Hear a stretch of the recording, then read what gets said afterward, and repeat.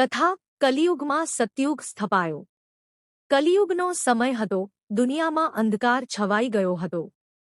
લોકોમાં સ્વાર્થ, ક્રોધ અને લોભ વધ્યો હતો। પૃથ્વી પરના અત્યાચારો જોઈને વૈકુંઠમાં બેઠેલા ભગવાન શ્રી વિષ્ણુ ચિંતિત થયા। માં લક્ષ્મીને સંબોધીને વિષ્ણુ ભગવાન બોલ્યા, માતા, કલિયુગમાં માનવતાનો અંત આવી રહ્યો છે।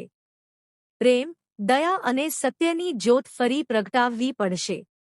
માં લક્ષ્મીએ સ્મિત સાથે કહ્યું, પ્રભુ, જો આપની ઈચ્છા હોય તો અશક્ય પણ શક્ય બની શકે। આથી ભગવાન વિષ્ણુએ ભગવાન શિવ, બ્રહ્મા અને માતા લક્ષ્મી, માં પાર્વતી, માં સરસ્વતી તેમજ બધા દેવી દેવતાઓને બોલાવ્યા। બધા મળીને નક્કી કર્યું કે અમે પૃથ્વી પર પ્રકાશ ફેલાવવા માટે અલૌકિક શક્તિઓથી પરીઓનું સર્જન કરીશું।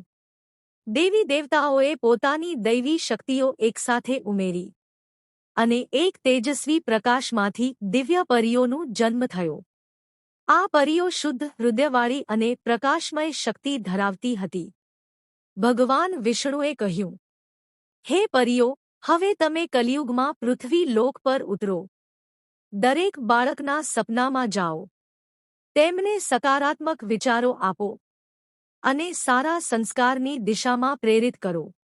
આ રીતે પરીઓ રાત્રે દરેક બાળકના સપનામાં આવી તેમને પ્રેમ, દયા અને માનવતાનું મહત્વ સમજાવતી ગઈ। ધીરે ધીરે બાળકો બદલાવા લાગ્યા। તેમના હૃદયમાં પ્રકાશ ફેલાયો અને દુનિયામાં ફરી સારા વિચારોનો પ્રવાહ શરૂ થયો। અંતે ભગવાનના આશીર્વાદથી પરીઓ અને બાળકો મળીને કલિયુગમાં સત્ય, દયા અને પ્રેમથી ભરેલો સતયુગ સ્થાપી શક્યા। સુવિચાર સંદેશ: જ્યાં સકારાત્મક વિચારો વસે, ત્યાં સત્યયુગ જીવંત બને।